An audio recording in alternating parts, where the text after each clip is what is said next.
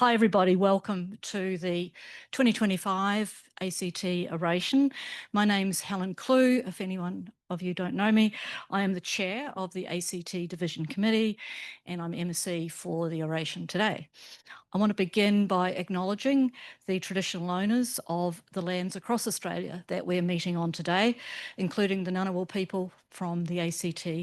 And I acknowledge traditional owners' continuing connection to the land, water and community, and the knowledge that is embedded in their traditional knowledge and custodianship of country. And I pay my respects to their elders, past, present and emerging, and to all Aboriginal and Torres Strait Islanders who are joining us today. The ACT Oration is organised and hosted by the ACT Division of ATSE. That's the Academy of Technological Sciences and Engineering. And if there's any of you joining either in person or online who are not sure who or what ATSE is, I'll just briefly explain. So ATSE are a learned academy comprising a fellowship of over 900 of Australia's leading applied scientists, technologists, engineers.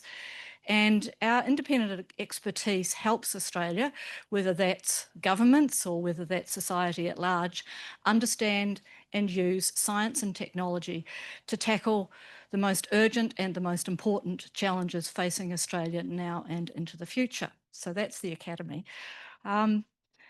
So reflecting the role of the ACT Division in the nation's capital, we host the Oration, and the purpose of it is to hear from a leading scientist or engineer or technologist, or maybe all of the above, to hear their perspectives and vision on issues that are of significant national importance.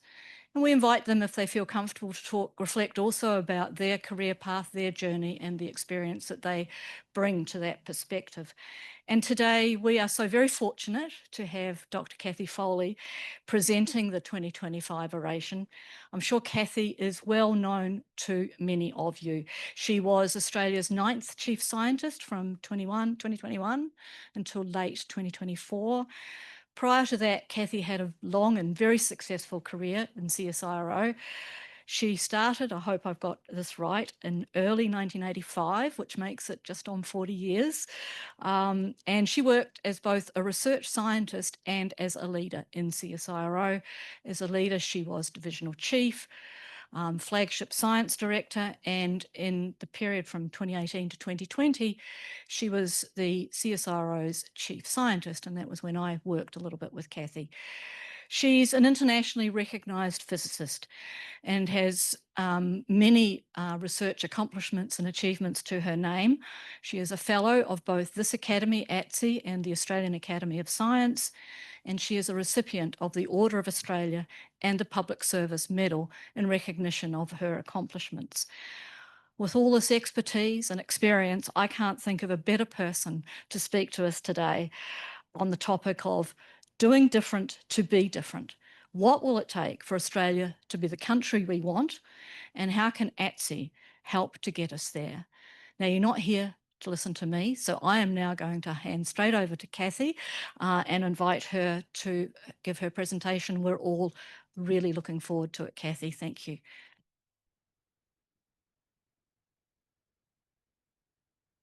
Thanks, Helen. Can everyone hear me all right with that? Great. Okay. All right. So November 2025, it's 50 years since the dismissal, 50 years since I finished high school, and 50 years since I travelled to Bourke, just outside the town there, where I worked for several months with Aboriginal people who were living on a reserve just outside the town. I have to say that I witnessed a situation for Aboriginal people that was actually shameful. And so this year, 50 years on, I'm glad that we'll see the Prime Minister's Prize for Aboriginal and Torres Strait Islanders knowledge systems being awarded for the first time. I know the voice did not get up, but there has been progress with the acknowledgement of First Nations knowledge and knowledge systems in the National Science and Research Priorities, and also the PM's National Science and Technology Council. So it's important for me to also acknowledge the traditional owners of the lands we're meeting on today, and also all around Australia today. I want to pay my respects to the elders of the Ngunnawal people whose land I'm standing on today, and who've looked after these lands in the past, who are looking after them now, and will be looking after them into the future. And I also want to pay my respects to any Aboriginal and Torres Strait Islander people in the audience today. This is a photo which was taken at Lake Burley Griffin. It's a sign that was only up for less than 24 hours last year, but it is the First Nations wisdom in action, I think. When all said and done, only country lasts forever. And so, yes, it's a little bit of a tidbit of that wisdom for us to take on board today. So thank you for the honour to be the ACT ATSE's National Oration Speaker for this year. It's just over 5 months since I completed my term as Australia's Chief Scientist. And since then, you could say that we've been all on quite the roller coaster ride. Earlier this year, it seemed like 2025 had started on a very depressing trajectory. With the change in government in the US, we saw diversity, equity, and inclusion, or DEI, become a dirty acronym. Suddenly, women in senior roles were identified as diversity hires with loss of respect and threatened. And being woke was seen as weakness and poo-pooed. In February, I reflected in a Forbes magazine op-ed that in 1975, again, 50 years ago, when I said that, as I said earlier, I was in the last year of high school, I was looking forward to going to university. 50 years ago, I voted for the first time. I wore short skirts and I had the social freedoms that too many women of the world today, such as those in Afghanistan, could only dream of. Even with those freedoms, when I finished school, the classic jobs for girls were teachers, nurses, secretaries, or none. I went to a Catholic convent school. There was an expectation to get married and have children and experience long periods out of the workforce, or never even joining the workforce. But at that convent school, which was run by strong women, I also was exposed to physics, and I fell in love with physics, that is. Through my university years and in my early career as a physicist, even though I was too often the only girl, I was lucky to have had a strong education, thanks to the nuns, and living as a white Australian middle-class girl. I was empowered knowing that I could affect change where I thought I could contribute. Not everyone has that opportunity, that privilege, and that power imparted to them. The key was my education. I also had a good dose of Catholic guilt, and I also had that deep philosophy instilled in me. It's one which I think is probably best articulated by Spider-Man's Uncle Ben, where he said, as on his deathbed, with great power comes great responsibility. So after my university education at Macquarie University and a 36-year career at CSIRO, where I held about 20 different jobs, I took on the role of Australia's Chief Scientist. And as I do with most things, I gave it my all. I also learnt a lot. Being Chief Scientist is a rare privilege. To date, only 10 people in Australia have had that experience, so it's pretty special. So today I want to reflect on this experience and share some of my observations and ideas, including ideas for ATSE. And I want to note that I don't have all the answers, and it's only scratching the surface of the issues that are at hand. So please be kind to me.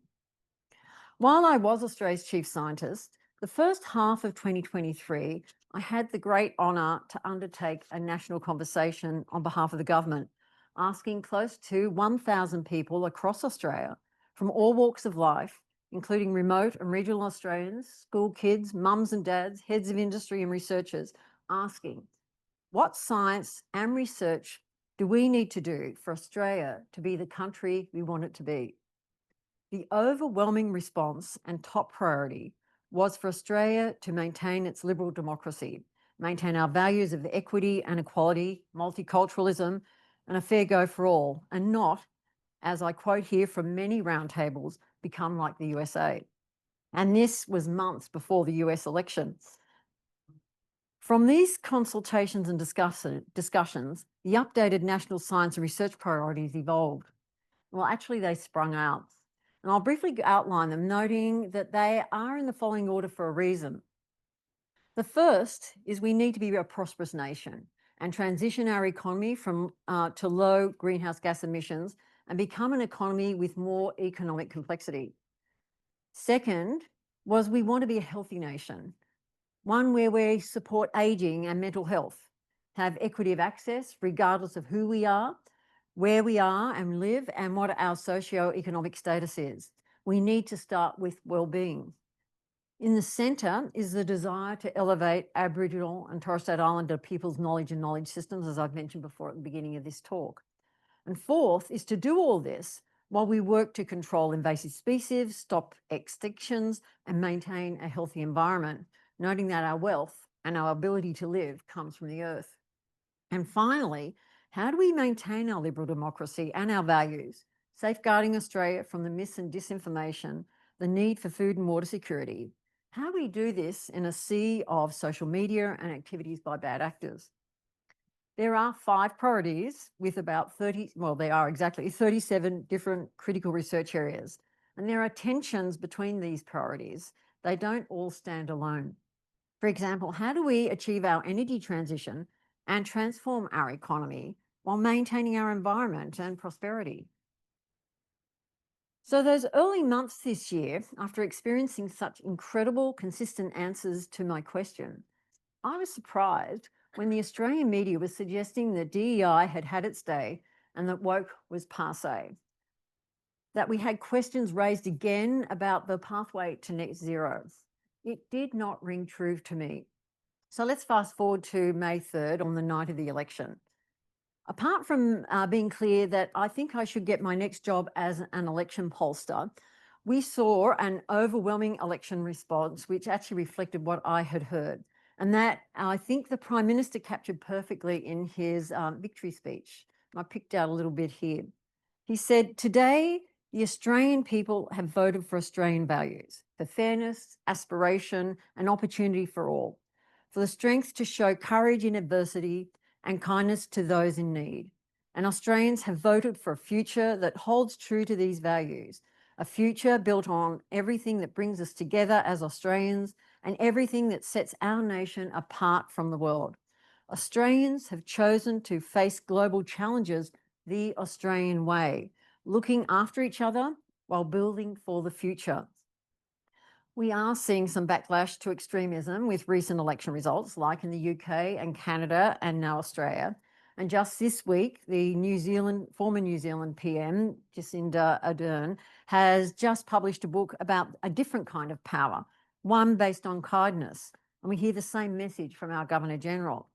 But I'll have some more to say on that later. So what are these challenges? And what is the Australian way that the PM is referring to? And I think the national science and research priorities clearly identify these challenges. But the Australian way, I want to unpack that a little bit. Australia wants a prosperous nation. We like being rich and a rich country. We do need to have money to do anything, and we have had decades of economic growth. But COVID, the energy transition, circular economy, geopolitics have put prosperity at risk. When we consider our exports, we have to take into account they're going to have to change. If we look at this here, we can say in technical terms that we're going to be in deep doo-doo if we don't address this. As we move away from fossil fuels, we need to replace more than 20% of our exports with new products worth about $140 billion annually, possibly up to $210 billion if you include the impacts of recycling and reuse of materials such as iron ore, metallurgical coal, and critical minerals that will have a reduced market. So what else have we got to sell? The good news is that we do great world-class research here, done by universities and publicly funded research agencies and organisations. The MIT Economic Complexity Observatory has ranked us 4th. This is pretty good for a country that is just 0.3% of the world's population. We're ranked 13th for our technology, which is on par for our place as the 13th biggest economy. But the big issue is that our trade ranking is 82nd, just above Kenya and Honduras. The Harvard version of this has ranked us similarly low. This is not a new problem. The AFR reported Australia as rich, dumb, and getting dumber in 2019. So what needs to happen? Well, normally I jump to the advice from people much smarter than me, such as Einstein. But during my research for this talk, I found out that his famous quote, that insanity is doing the same thing over and over again and expecting different results, is actually a misquote. And guess what? Fake news. So instead, I'm going to go to Dr. Phil from Oprah. He might be a bit out of fashion these days, but I think he nailed it here. And what he said was, to be different, you need to do different. So I want to spend a bit of time to think about this, especially in the light of the PM saying we need to do things the Australian way. As I said, we're going to have to fill a huge export gap. But what have we got to sell? What research can be translated to have the impact we desire? Now, I'll just give you a little note here that I was trying to think of what are the actual things we've got to sell. And I did it a chat GPT, no, actually I think it was a Claude AI request on, and this is what they generated. So I thought this was just interesting, and it pretty much rings true, but it's not a very beautiful slide. Anyway, in the past, you've got to remember we have been pretty successful on inventing things like solar panels, Wi-Fi, pharmaceuticals and vaccines such as Relenza and Gardasil, but they were not commercialised or manufactured here. That has been the Australian way for too long. We invent here and commercialise overseas with limited national benefit. Similarly, we have the periodic table of critical minerals, and mostly we have just been a dig and ship country, not adding value. But good news, there has been a change of late where we have started to get what I think has been the beginnings of the right settings that we need. And I'm going to use quantum as a case study, and I'm doing it for two reasons. One is it's because I know a lot about it, but the other one is we're in the School of Physics today, so why not? Quantum in Australia started in 1958 with the publication of the first quantum paper by Ralph Twiss and Alex Little on the detection of time-correlated photons by a coincidence counter. It was done at CSIRO at the time when the Division of Radiophysics was actually located on the University of Sydney campus. And over the next 66 plus years, CSIRO and the university sector have grown quantum capability, expertise and invention so that we are now in the top echelons of quantum countries globally, not just in research, but also now with being one of the top quantum industries in the world. There we go. Here's a picture which gives some details. The nearly 25 years of support by the ARC for quantum and quantum adjacent centres of excellence, discovery grants and fellowships means that Australia has graduated over 2,500 students with quantum capability, started more than 40 companies here, and spearheaded state and Commonwealth governments to invest in quantum so that we now are well placed to have a new deep tech industry in Australia that sells sensors, quantum cybersecurity, quantum communication and quantum computation, both hardware and software, to the world. In 2017, I had the honour to be on the panel of the ARC that assessed the centres of excellence that year. That was a bumper year for quantum, as multiple related centres were all funded that year. And I can promise you there was no added bias, and I didn't actually put my foot on the scale. But as usual, but this was unusual because we don't tend to support Australian research where we're all in. Rather, well, we have champagne ambitions for taking on a new initiative, but give it a beer budget. And not surprisingly, we usually fail. But quantum, this was different. The ARC funding came just at the time when the critical mass of quantum researchers was sufficient to see startups being generated. It was also at the time when the then Turnbull government actioned the National Science and Innovation Agenda, NISA, that resulted in the support of the Silicon Quantum Computer Company, which Michelle Simmons started up, or SQC, Main Sequence Ventures, a venture capital business out of CSIRO, and the CSIRO ON program. It also was not a great election result for Turnbull as a consequence. However, these timely investments by the government of the day meant that us physicists were injected with an entrepreneurial spirit that was new for us. So it was for me a special moment when Professor Andrew White from the University of Queensland and the director of the ARC Centre for Engineered Quantum Systems invited me to meet with the sector colleagues at a breakfast discussion in Perth AIP Congress in December 2018. They asked if I could help to support the quantum physics community to be more organised. To be frank, it had been reported to me from contacts outside the country that quantum in Australia was seen as disjointed and disorganised.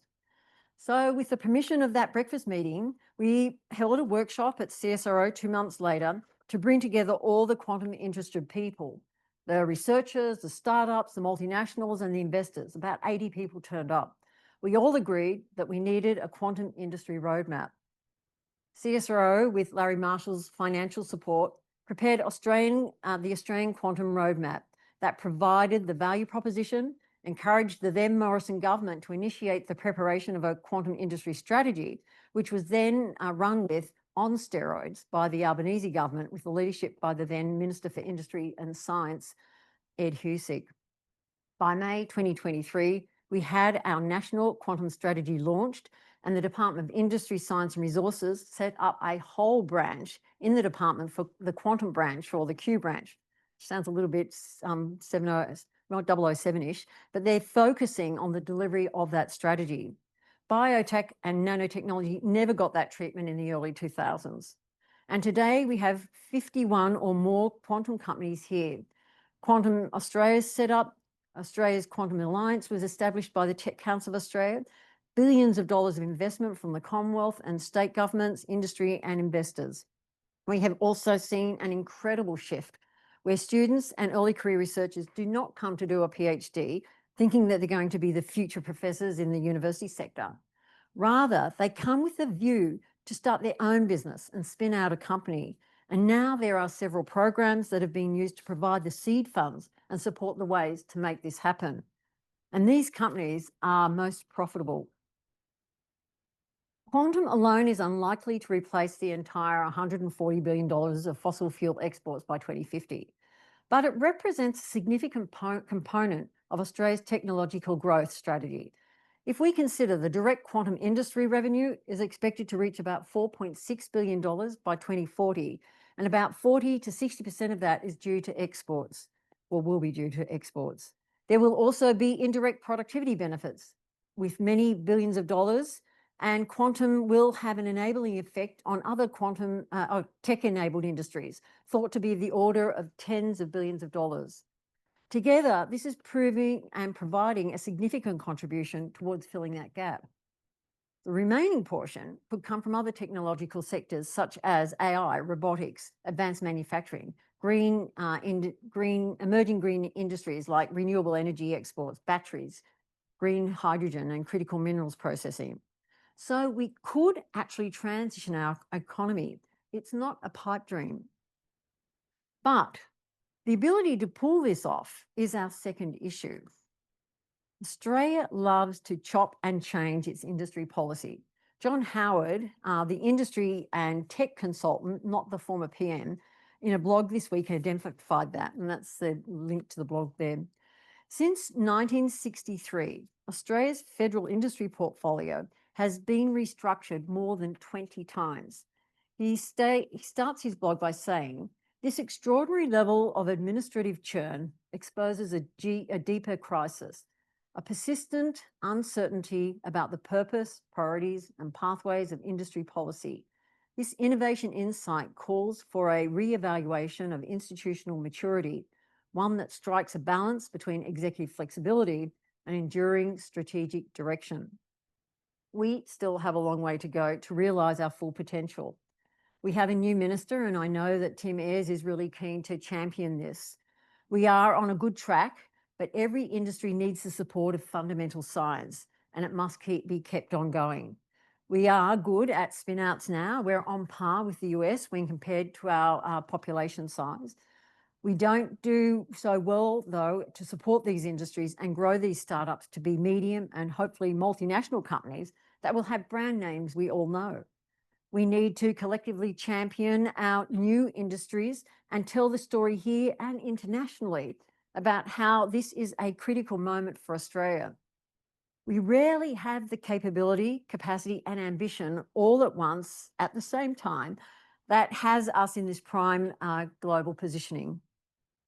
But we can't blink, shy away, or think that we've done it all. And we just need to let the market take over from here, especially for quantum. Look, I may be a physicist and I am evidence driven, and I think I'm pretty observant. And I have to say that the evidence is that that approach of letting the market take over is not going to work.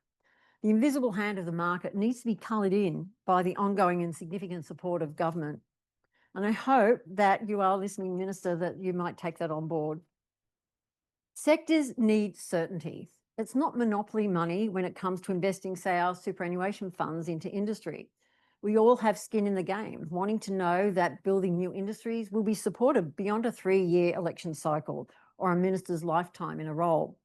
To succeed in creating a new industry, we need humans, the skilled workforce, to deliver. And this leads me to my third issue. We are failing to embrace our full human potential. DEI is critical. At this point, I'm just going to focus on women, noting that there are many issues across the whole DEI spectrum. Even though there are many programs that are supportive of women at work, we are not there yet by a long way. For example, in Australia, the tech sector has only 1 in 4 workers that are female, and they enter the tech sector between the ages of 25 and 30. We expect that there will be 1.2 million tech workers by 2030, and we need women to be in the mix if we're going to get there, not just for the numbers, but for what they bring in capability and approach. The positive is that joining the tech sector at this stage in their careers helps women to accelerate their earnings, increase their superannuation, and gain valuable new skills. Notably, the gender gap in the tech sector is half that of highly paid sectors such as finance and professional services. And according to the Tech Council of Australia, though, there are opportunities for more women to enter the tech sector, especially with reskilling and to help with the post-pandemic recovery and the skills shortage. As I said, women make up just 25% of the technology industry, with more, though, of 50% quitting before the age of 35. There is a turnover rate that is more than 2 times greater for women than for men. And this is not exclusive to the tech sector. It's the case across the wider STEM sector as well. We still do not support women sufficiently in the early and mid times of their careers. We've moved from equity to equality, but I think we need to get to the point where we just remove the barriers. We have made them, they are our social constructs, and they're not immutable by the laws of physics. We have to recognise that women bear children, so that impacts their early career. You can't put off having children for too long. Biology doesn't work that way. Mostly, we are doing parental leave in an okay way. But when parents go back to work and children go into some sort of care of some sort, and we all know what happens then. Children starting childcare or school for the first time are constantly sick, and so are you. And yet, I have heard too often in the workplace that women are seen to not be serious about being at work, as they need to take so much time off to look after sick kids when they first return to work. Well, thankfully, most children work up some immunity pretty quickly. But as a community, we still have not got the support of families right. Quick question. When is work the most stressful and difficult to manage? And it's not when there's a major deadline or something major happening in the workplace. My answer is the most stressful time in any workplace is during the school holidays. How do we manage when most people have 4 weeks annual leave while children at school have 12 or more weeks of school holidays? And Treasurer, I hope you're listening, because there is a productivity gain immediately if we are to have some way to manage a universal vacation care that is affordable and appropriate. That's a major gap in the country, and it's not even talked about. And there are still the issues of bias, career progression, getting the work-life balance right, job insecurity, childcare access and costs. And then at the other end of their career, there's menopause that strikes, and that's a whole new story again. One of our issues is that industry is not as innovative as it needs to be globally for us to be competitive. There is evidence that we need diversity if we're going to achieve radical innovation. Currently, only 2.5% of Australian exports fit this category. And in 2008, Australia was the second lowest in creating radical innovation exports when compared to 17 other OECD countries. These are just some of the challenges that Australia faces. And as I said, this is just scratching the surface and as far from a comprehensive evaluation. So what is the role of ATSE and other academies in all of this? Barry Jones, a much loved former Minister for Science in the Hawke government, in his 2020 book, What Has to Be Done, builds on his earlier book aptly named Sleepers Awake. He says we no longer have public discourse that enables the contest of ideas. His 9th chapter is entitled The Death of Debate, the Loss of Language and Memory, and his 10th chapter is on Australian exceptionalism. This got me thinking. The ABC has reframed itself recently. Under the chairmanship of Kim Williams, it wants to be a national institution that's here to support Australian culture and values. For a long time, we've seen many people lament over the lack of real debate in Parliament, with question time being a slanging match. In the US, there is anti-truth, anti-facts, anti-evidence playing out.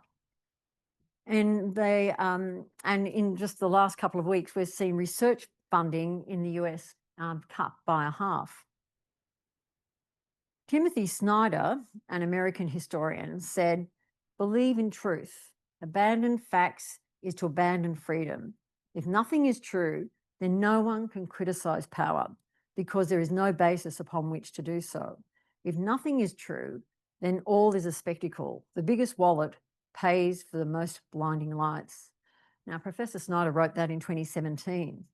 I think we could say in May 2025, Australia voted not to go down that pathway. During my term as Australia's chief scientist, what I found had the greatest impact was providing evidence and advice that was evidence-based with conclusions, not recommendations. I found that reports that gave recommendations, the advice was generally binned. Governments don't like being told what to do, as the recommendations are often being framed in a way that are not implementable.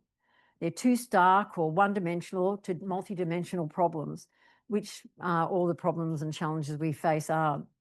When I provided advice with conclusions, I found I was then asked to work with government to support them to turn these conclusions into policy, a very different relationship. The ATSE mission is to help Australians understand and use technology to solve complex problems. And here are some observations. I think we have all the ingredients to do amazing things in this country, but we need to believe in ourselves. Look at what we've achieved just in the last 4 years in quantum. We need to talk ourselves up as a country. We have lots of things where we are doing way better than we should for a country of this population size. You could say we're punching well above our weight, and it's a real thing. Let's abandon our favourite sport of cutting down tall poppies. We do our best when we're coordinated and collective in our approach, being collegiate and cooperative. So let's do more of that and rise above our differences and focus on the horizon to achieve being the deep tech country we aspire to be, and be willing to have a greater risk appetite. We do need to transform our economy from being so resource focused. It's currently 99th, up from 202nd on the Harvard Economic Complexity Index. So let's use our smarts to be an innovation nation, a clever country, or a future made in Australia, whatever the government of the day over the decades have wanted us to be. Lastly, we need to be proud of who we are as a nation. As Barry Jones wrote, Australia is exceptional. Let's be that nation that allows the contest of ideas, rather than letting the current global trend be polarized with being one in one camp or another. Challenges that ATSE and the Academy could tackle, where we could have deep conversations, are a long list, and here's some ideas from me. The energy transition beyond 2050. Should we go nuclear and control the nuclear fuel cycle? New ways of working and being more inclusive. How do we get kids to study STEM in the last years of high school when there's not enough teachers and the system is set up to discourage them? How do we bring boys and young men along the DEI journey to see it's good for everyone? How can we improve research translation and deal with IP issues and have more mobile research sector? How can we have an examination of the university system when there's such an anti-university sentiment around the world as well as in Australia at the moment? If we are to spend 3% of our GDP on research, what will we actually spend it on? And then, of course, there's the whole question of taxation. I could go on for a much longer list. But if we were to do this, we need to heed Barry Jones's concerns that we've forgotten how to debate. I read a blog recently by a think tank and written by Johnny Thompson, and it talked about how today debates are about trying to grab the 6 o'clock news headlines or ride a virtual gotcha moment. The blog wrote about Plato dialogues, and in the one called Republic, Erasmus argues that justice is nothing but the interest of the stronger. Socrates doesn't caricature or simplify the idea. Rather, he builds it up until it sounds almost plausible before patiently showing its cracks. The Socratic method is all about understanding fully before disagreeing deeply. Today, we see problems watered down to simplistic arguments or three-word slogans that poison the entire debate. It's a bad faith argument where conversations are brawls and a personal own truth is the only one weapon in the war, where we must win at all costs. But there is a better way. What if we not only represent someone's arguments faithfully and with respect, but we also do it in the best possible light? We clarified and double check what our debating partner actually means. This doesn't mean we have to agree or compromise on our position. It just means that we should fight what there is to fight and not fight an imaginary shadow. ATSE can be the organisation that enables this sort of debate. We can enable the broad wealth of disciplines and experience of our fellowship to come forth. What if we open up our events to not just be talks about what we think is the right way forward with a talk and a few questions afterwards, which we're doing right now.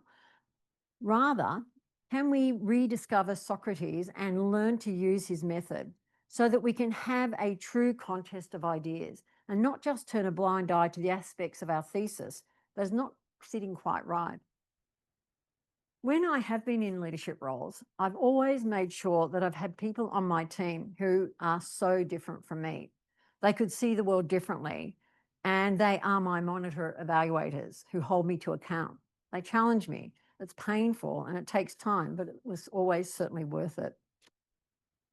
Australia is at a crossroads. We have some serious challenges to navigate if we want to be the country we want to be. We are at a moment in history when there is strong national alignment. Every generation gets to choose where it takes itself. Australians have said in the national conversation and the recent election that maintaining our liberal democracy, our multicultural society and our values are critical but fragile. But we've survived so far. Without a place of having real dialogue, though, we are potentially going to give in to the weaknesses that make us even more fragile, and we can't let that happen. We need to have a place where the courageous can start with the evidence, but work with the broader community and policymakers to turn this evidence into fulsome systems design so that we can use our imaginations, our minds, our knowledge, and navigate a world with the competing issues, both in the long and short term, and to have the country we all want, because not surprisingly, there is more commonality than difference. If the Australian way is to stick to our values, it also means we have to be willing to also do different. And I hope ATSE is up to the task to be a leader and show a different way, so that in the next 50 years, we'll be able to look back and recognise that this was a point where we did do different and that we've set ourselves up for success. Thank you very much.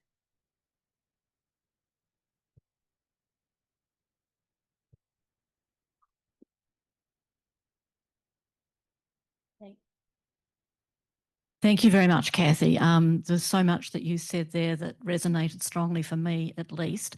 Now, we will have questions online, but I'm going to get Luke to help me bring those up. So while we're doing that, I will invite any questions or comments from our in-person audience. And John, you were the first hand up. I'll bring you the mic.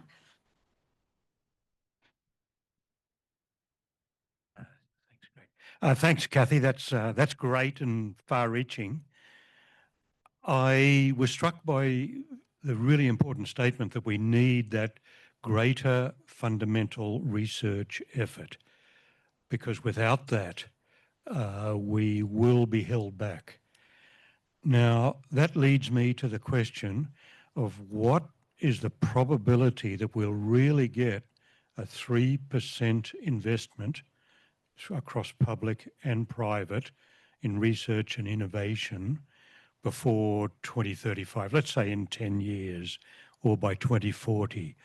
And if we don't, what are the options? Challenging question. So look, one of our big problems is that if you look at university spending on R&D, it's the highest in the OECD.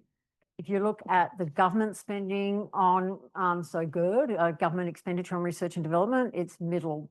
It's a little bit below where it probably should be, but it's not too far off. If it probably needs, a couple of more $1 billion snuck in there from government.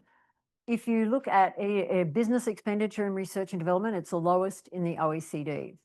So our big issue is that companies are not investing in research and development, and that's where that uplift has to come from, as well as probably a little bit more from government coffers. So how do you do that? And it's tricky because if you look at Australia, we have been largely in the reliant on minerals, fossil fuels and things like that, and big businesses have not been investing in research and development. In fact, they've fallen away in recent years. I think Rio Tinto have just recently said that they're beginning to reinvest in research again, but it doesn't seem to be having that bigger impact in the investment in R&D in Australia. We are the land of SMEs, so most of our business, something like 90, I see a different number all the time, somewhere between 90 and 99%. So of our businesses in Australia are small to medium enterprises, and 70% of them have less than 20 people. So, and that also includes nail bars and cafes and things like that, which you wouldn't expect, and tradespeople and stuff like that. So to some extent, it's tricky to actually, it's easy to throw out these numbers, but they're not that meaningful, other than saying, yeah, we've got lots of small businesses and we're a big service economy where we don't necessarily see research coming in that often. But what we are seeing is the initiation of a whole lot of new businesses coming out of the research sector in those areas like AI, quantum, batteries, mineral processing and things like that. And they are all very much dependent on research, and they need to continue to do research and be linked up that way. So there's a couple of things that I think we need to do to get to that 3%, which I know is the ambition of the government. It's not a policy, but it is an ambition. And that is that, that we need to attract businesses to come and set up research here. So we need to look at what are the things that are preventing companies coming in. And I was just meeting with someone yesterday who was saying that he's a Japanese company run by an Italian guy who was looking at some new software approach for digital communications. And he's been trying hard to engage with the university sector. And he said, it's taken 18 months to just sign a non-disclosure agreement, and then a sort of a term sheet. And then by the time they got to actually look at what they're going to do, his money got taken away because the financial year rolled over. And so he had to start again to find the funding. So we've not got our processes lined up so that we're able to get the research sector and industry talking in a way so that we can leverage each other up on that. And that's been a constant issue. And I know that the strategic examination of research and development will look at that. But your question was, what's our chances of getting there by 2035? I'm not sure we're going to get quite to 3% by then, but I think we will be in an upward trajectory if we maintain all the stuff which I talked about of holding our own in making sure that the businesses that are coming out of the research sector are actually supported, so that we are able to see them become those businesses of the future. Plus also we have the attraction of businesses coming into the country and making sure that we are attracting businesses that do research here, and also see if they can turn that research into prosperity, you know, like manufacturing and things. If you look at the Future Made in Australia, that's a lot of what they're aiming to do. And so, you know, we just have to wait and see. I'm not sure how convincing I was on that, but it is, look, the pointers are in the right direction. It's just whether or not we realise it. You know, we've got to hold our own, and 10 years is a long time in Australia. We've got multiple election cycles, multiple ministers. So, you know, it's going to be really interesting to see if we actually have an industry policy that sticks long enough to make this turn into a reality. Thanks, Cathy, for that presentation. That was really insightful and helpful, I think, in many different ways. One of the challenges that you put up is that instability you were just talking about, and particularly in the policy domain, and that generates, of course, uncertainty in terms of investment, and uncertainty is poison to long-term investment. But we need that, and it strikes me that a big part of the situation in Australia now is that we've got oppositional politics, mindless oppositional politics. And so if you have, for example, a government that says we're the party of science, it automatically puts the opposition or the other party as we're essentially the party of non-science or anti-science. And so that mentality does play out all the time, I think. And so one of the challenges here, I think, is how can ATSE and how can the science community more generally operate in a way that lifts the goals of all parties, so that there is much more that bipartisan approach that reduces that uncertainty, increases that investment, and gives us the future we want? I think the first thing is that you don't see too many elections fought on industry policy. So wouldn't it make sense to have a bipartisan industry policy? How do you get to that is the challenge. And I think ATSE does have a role to play to probably have that little bit more of a dialogue, so that it's not an us versus them, science, anti-science. I actually think it's going to be very interesting to see how the opposition under Susan Lee goes about. I think we're hearing a few voices coming up and down, but I think it's going to be really interesting to see after they do their evaluation, to say, is Australia the country that does want to have some very partisan approaches to things which are just bread and butter? I think we'll probably see some pretty major fallouts in geopolitics across the world, which will it's going to impact Australia, but to some extent we've created a little bit of immunity because of the current election outcome, which also gives us probably a 6-year agenda to work on, which is not that common in our political cycle. I mean, governments can stuff up, and we've seen massive wins.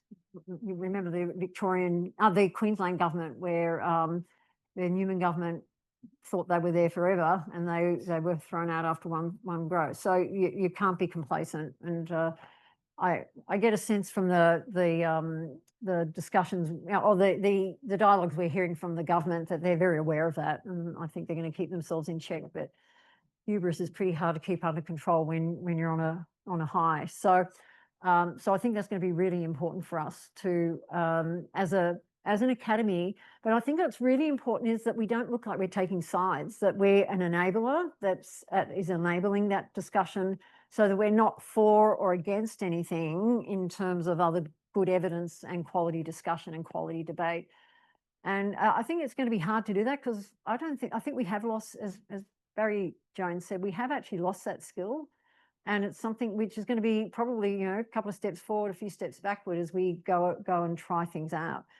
But I think it'd be really interesting to say, what if we were to have some pretty uncomfortable discussions and have, for example, a safe place so that people who are wondering about the importance of having lots of meat farming in Australia, and very vocal about that, and not interested in other forms of protein, how you can have them in the room to get an understanding of why they're coming from that.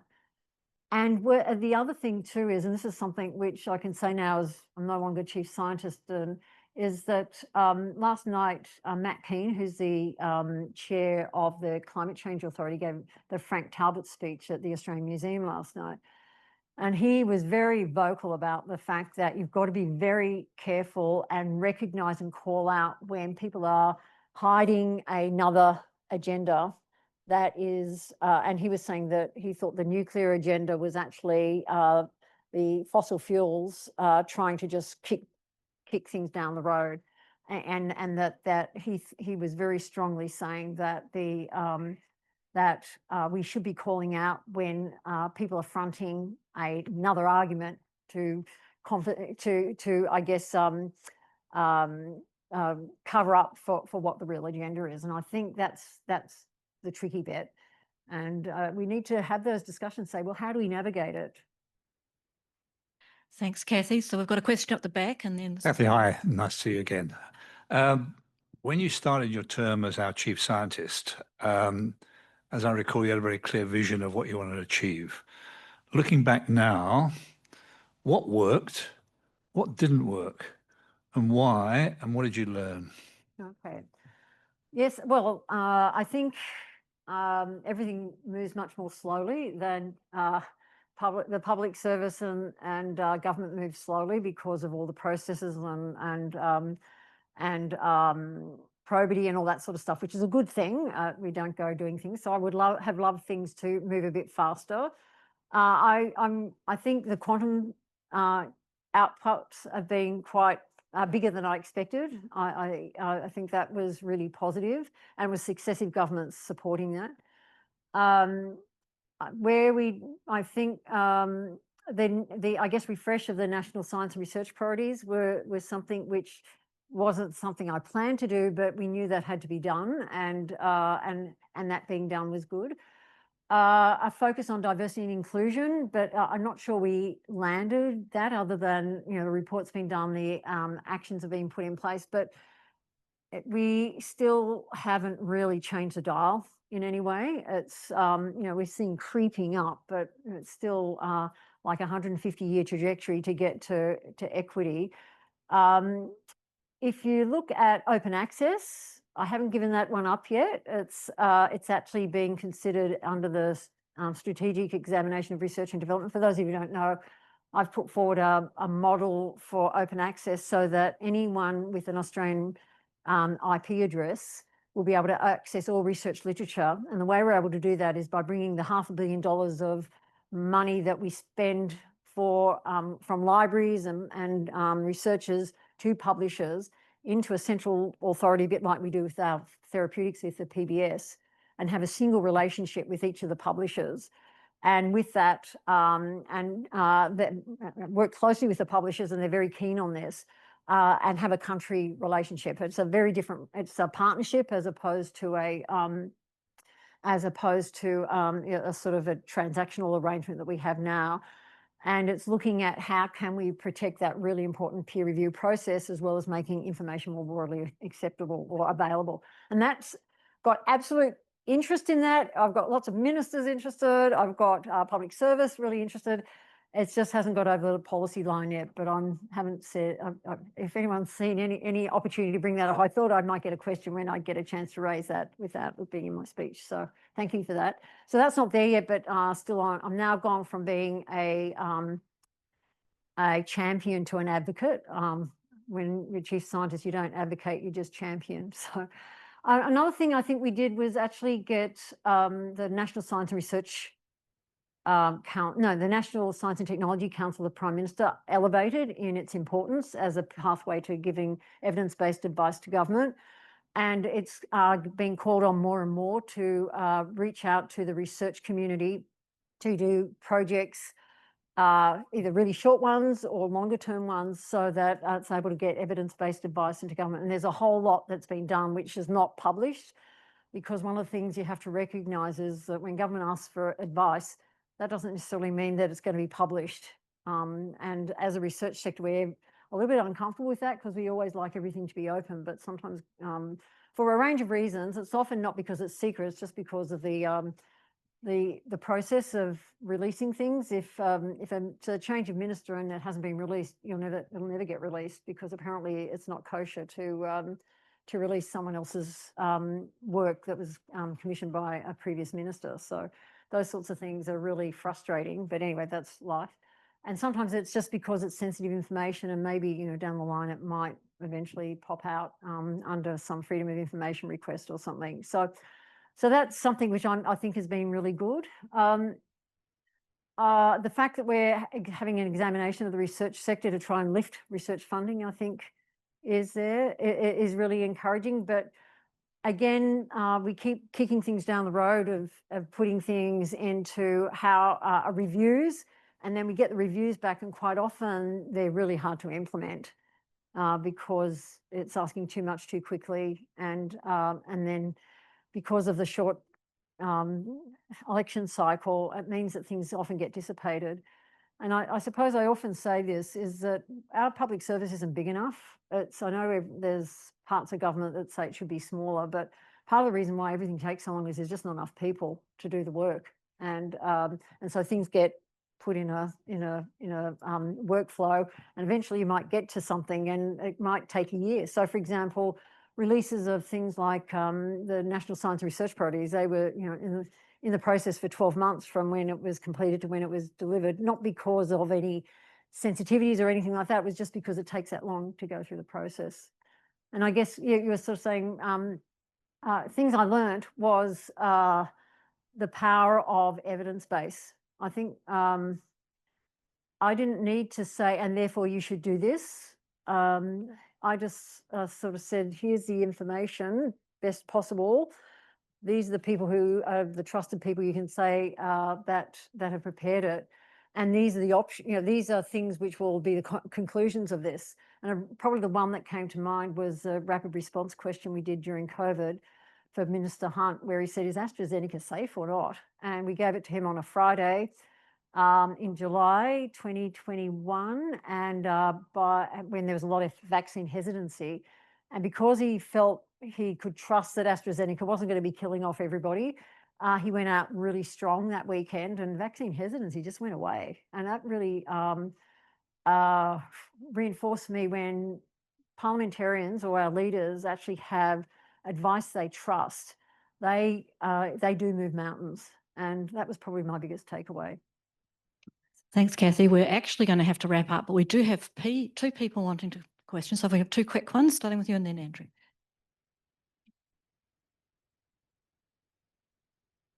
There we go. I've got it working.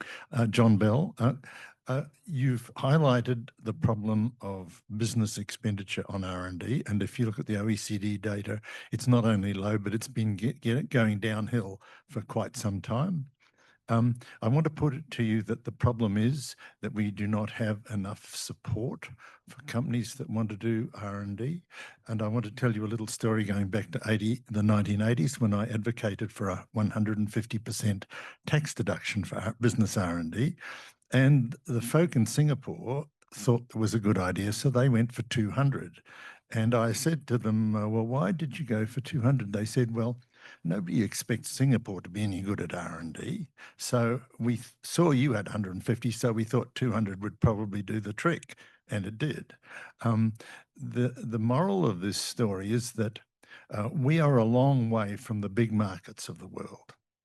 So businesses that are R&D based, that want to build their business here, struggle because of distance. And we might say that the distance is gone because you can use the internet, you've got video conferencing, all that sort of stuff. There's no substitute for being in the market. And you don't have to be in Silicon Valley. There's plenty of other places in the US and Europe that will serve just as well. But being in the market makes a big difference. And that's why these companies that start here migrate to the US and to Europe. And it should be obvious.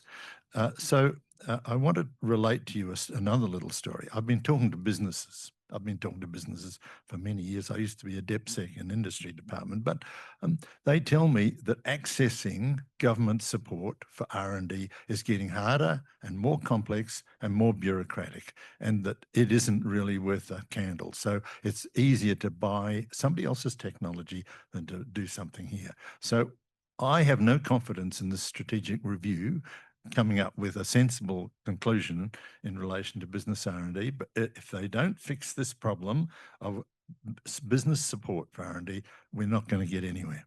So you've just identified something which is a really good ATSE opportunity, because it's got to the end of the year for the strategic examination to be completed. Why doesn't ATSE have a whole lot of these things, getting the right people in the room to have exactly these discussions, to make sure these are bubbling up and they're not just having a few, voices in the ears of the people who are doing the examination, to have, I guess, more visibility, but also, as I said, the contest of ideas and pulling together information that says what's worked, what's happened. One of the things I found really surprising was how often I have an idea about something, and then the Bureau of Statistics actually goes through and runs some numbers, and they're completely counterintuitive to what I thought was the situation. And it's something which I don't know whether it's the way they've just collected the statistics or whether I'm just seeing things the wrong way. And I really love it when I hear just the sorts of things you just discussed there. We need to have more of that discussion. Oops. Andrew, if you don't mind pausing, we did get one online, and out of respect for our online audience, I feel like it should be on the screen there in front of you as well, Cathy. But Future Made in Australia, in my opinion, fails to provide a solution competitively priced production. Why are we not hearing about automation in manufacturing, from Jeff Sedgwick? Well, automation is absolutely critical if we're going to be competitive. And also we don't have enough people anyway to do in jobs. So look, there was a robotics. It's really interesting. Robotics automation. Sometimes people think of robotics as being, or just humanoids, and not really thinking about how automation is actually robotics as well. And so sometimes terminology is getting muddled up. The government actually put out, I think last year or the year before, a robotics strategy, and I'm not sure where that's up to. I wasn't involved with it, but it's one where, again, implementing strategies takes time. It's because they don't. For example, even the quantum strategy, which I do know in detail, people keep saying, "Oh, it's not happening."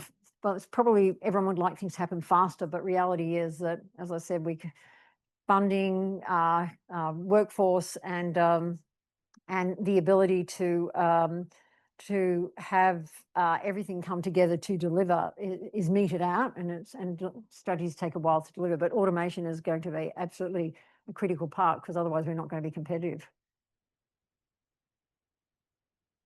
Okay, thanks, Cathy. And I will wrap it up there because I've gone a bit over. I got a number of thank yous. First of all, I feel like it's been an absolute privilege to have you, just 5 months out of your role, sharing with us those perspectives, your experience, what you've learned. And so just, thank you from all of us for that. I think it was fascinating and really interesting. So can we just thank Cathy one more time?